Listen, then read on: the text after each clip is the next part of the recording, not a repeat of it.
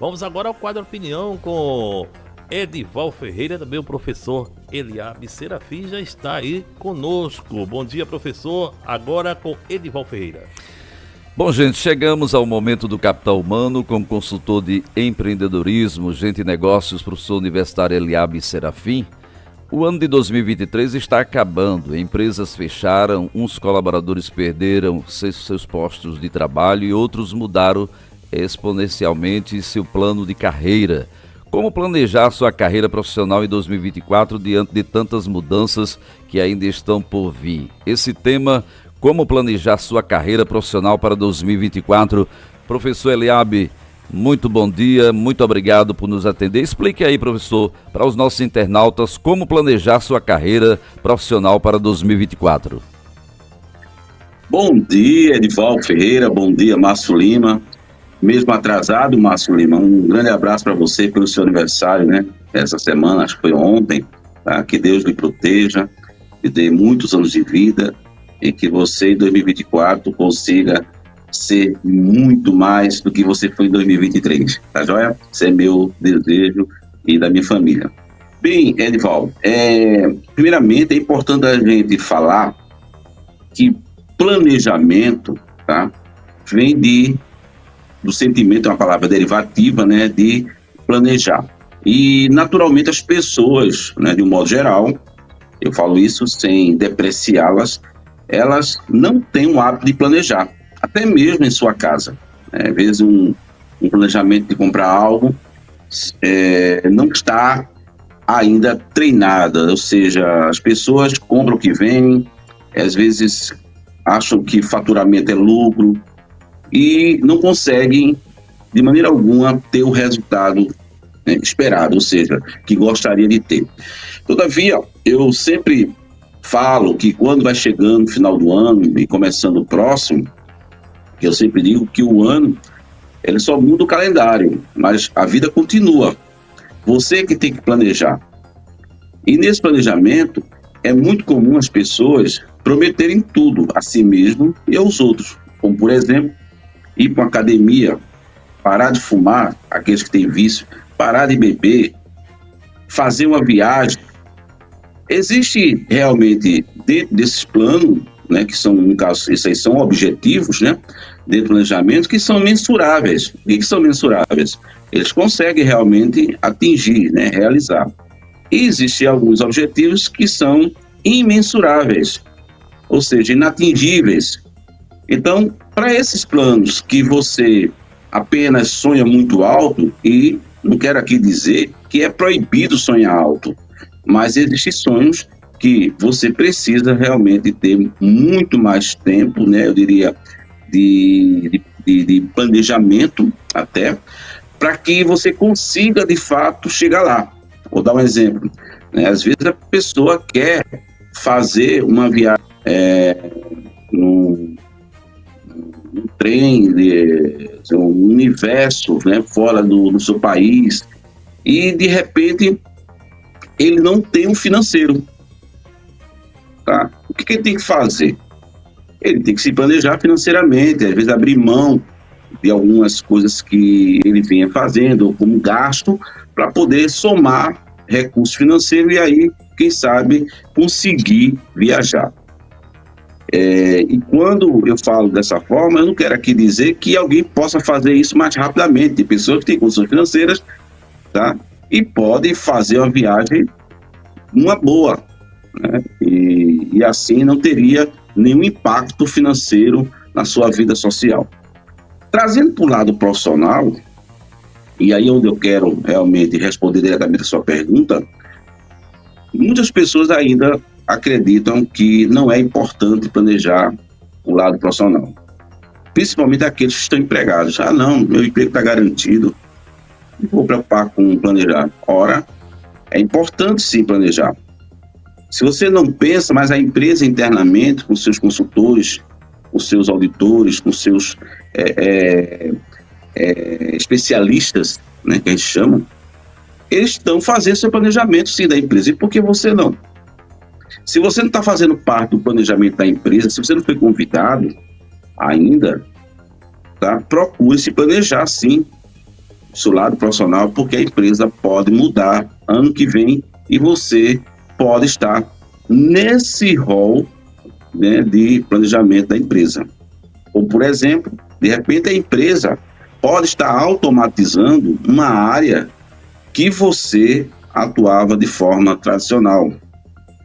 Então, e o que seria o planejamento da sua parte enquanto profissional? Seria entender como está funcionando as plataformas, né, que as empresas vão trabalhar ou que vão adquirir. E não é difícil você saber disso, porque se você acompanha o crescimento da sua empresa, isso tem que ser recíproco. Você tem que dizer, olha, o que é que eu preciso realmente fazer com que a empresa cresça e eu também. Então a empresa pode estar sugerindo capacitações que estão dentro do alinhamento, né, da empresa, né, e nada mais do que falarmos hoje sobre automação, inteligência artificial, que estarão bem presentes no próximo ano em todas as empresas. É algo que não tem volta, né? Algumas pessoas podem estar pensando, ele fala em inteligência artificial como se fosse comprar algo ali na barraca, né? Mas eu estou falando isso com bastante segurança. Não tem como nós não vivenciarmos ou não se inserirmos na inteligência artificial. Por isso que eu trago para todos vocês que a forma de você estar pronto para estar em 2024 em diante melhor profissionalmente é você estar por dentro das novas tendências tecnológicas. Professor Eliabe, o novo salário mínimo para 2024 é de R$ 1.412, que foi publicado aí pelo governo federal. Como esse profissional que ganha o salário mínimo deve se planejar para o ano 2024? Pois é, a gente sabe que o salário real para o brasileiro se manter não é esse, né? Existe já uma pesquisa que é em torno de 6.350 e poucos reais. Aí alguém pode perguntar, mas sempre essa mesma história de dizer que o salário mínimo real deveria ser esse. Mas se o salário mínimo fosse esse valor, será que a gente não teria uma inflação, né, acima do que é hoje? Bem, a gente levar em consideração os países, né, fora do Brasil, principalmente os países da Europa e alguns países até do Mercosul, a gente vê que cada país tem suas dificuldades. Tá? E quando eu vejo um salário mínimo em que, como nós brasileiros, né, que dependemos daquele valor que praticamente, sabe, Edival e Márcio Lima, a gente sabe que não dá para muita coisa, tá? E às vezes quer comprar algo, fazer uma economia, investir, né? Quando vê, com os descontos que são previstos por lei, esse valor do salário cai muito, né? No caso líquido. Mas dizem que quem vive com muito vive com pouco. Eu conheço pessoas que também têm um salário muito alto.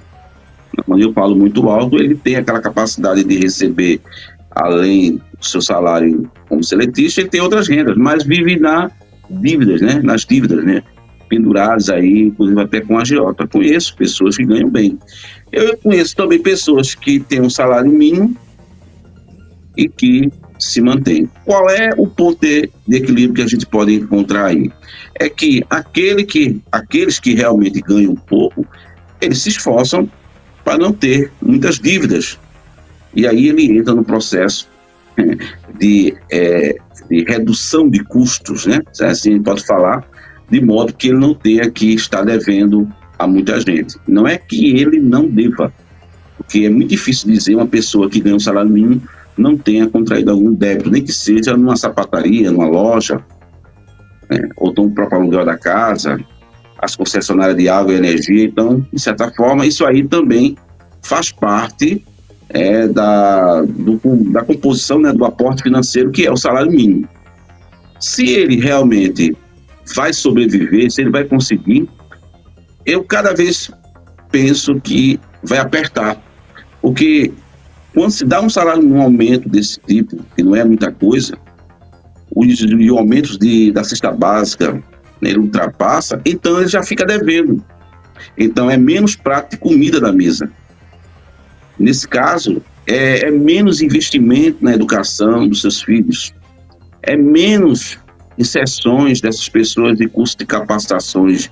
Então observe que o salário mínimo já entra desvalorizado na vida de cada desses trabalhadores, porque é muito pouco para fazer aquilo que muitos anseiam. E aí, repito, eu não quero aqui dizer que quem está com salário mínimo não se sinta realmente, digamos, confortável. Tem muitas pessoas que dizem, não, eu me dou bem com o salário mínimo. Eu conheço, como eu falei no início. Mas por que não melhorar o salário mínimo se a gente sabe que existe muitos ganhos, né? O país é muito rico, até mesmo, de um modo geral, a gente sabe que grandes políticos têm suas rendas e que isso aí poderiam ter um ponto de equilíbrio melhor, né? Pagando-se aquilo que é correto. Então, se a gente for para a história, a gente vai ver que sempre o povo ganhou abaixo, tá? E sempre vai ter uma classe dominante e uma classe dominada. E é por isso que não só aqui no Brasil, mas no resto do mundo existe essa discrepância, sabe, Edivaldo? Eu fico muito triste. Toda vez que eu fico aguardando o salário mínimo, eu imaginava, rapaz, será que um dia o salário mínimo vai ter um aumento de 100%? Como a gente vê até em algumas situações de vestuário, de alimentos, tá? Que se a gente fizer um cálculo do ano anterior, teve um aumento de mais de 30%, 40%. E será que isso não poderia ser repassado? Então, aí eu já fico imaginando outra coisa, sabe, Edivaldo? No próximo ano, como serão as datas bases das empresas, né? Eu falo os reajustes junto aos sindicatos. Eles vão acompanhar, evidentemente, esse reajuste que foi dado pelo salário mínimo. E aí, mais uma vez, repito, o salário ficará achatado de uma maneira que esses colaboradores, esses profissionais, eles não vão ter o ganho real, eles vão ter apenas o repasse da inflação. Professor Eliabe, 2023 está terminando, foi um ano de muitas conquistas para o senhor. Eu gostaria de aproveitar o momento do Capital Humano para o senhor deixar a mensagem aí de passagem de ano, a chegada de 2024, e fique à vontade aí para as suas considerações finais. Pessoal, primeiramente eu quero agradecer, né?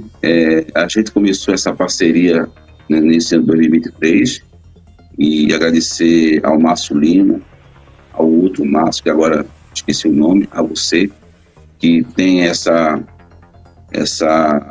credibilidade, né, na radiofonia, também com o Márcio Lima, de trazer verdades, né, de trazer a notícia dentro da sua essência. Quanto a mim, eu só tenho que agradecer, né? A palavra que se resume nesse ano é gratidão. Por tudo que eu passei no ano passado, né? Quem me conhece sabe, eu tive algumas perdas, mas esse ano foi um ano da restituição. Um ano até de uma restituição maior do que eu esperava. Porque quando a gente faz o melhor para Deus, a gente recebe em dobro. Quando a gente faz também aquilo que é bom para o próximo, Deus também nos recompensa. Então, esse ano eu tive algumas vitórias, algumas homenagens, que tudo isso são importantes, mas eu sempre falo que o mais importante é a gente servir, né? Servir ao próximo, procurando ajudá-lo, de maneira que ele também consiga conquistar seus sonhos.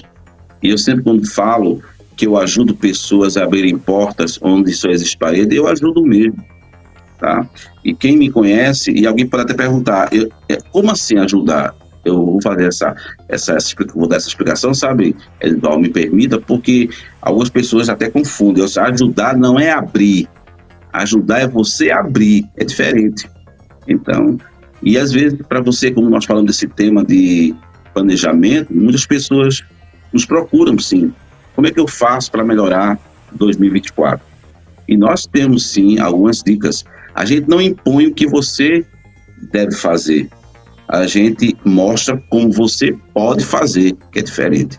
Então, eu desejo a toda a família da rádio, do jornal, né, News de Pojuca, tá certo? A toda a família, a todos de Pojucano e toda essa área do litoral aí, tá? Que 2024 seja um ano próspero, né?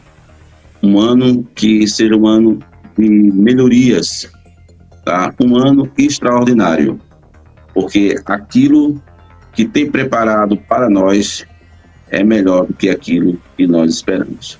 A todos vocês, Edival, Márcio Lima, eu desejo um 2024 esplendoroso, tá certo? Esses são os meus votos. Até ano que vem, né? Se Deus quiser. Professor, muito obrigado e até o próximo ano. Você acabou de ouvir aí o Momento do Capital Humano com o consultor de empreendedorismo, gente e negócios, professor universitário Eliabe Serafim, que trouxe aí um tema importante, como planejar sua carreira profissional para 2024. Um feliz ano novo para o senhor, professor. Até mais, se Deus quiser.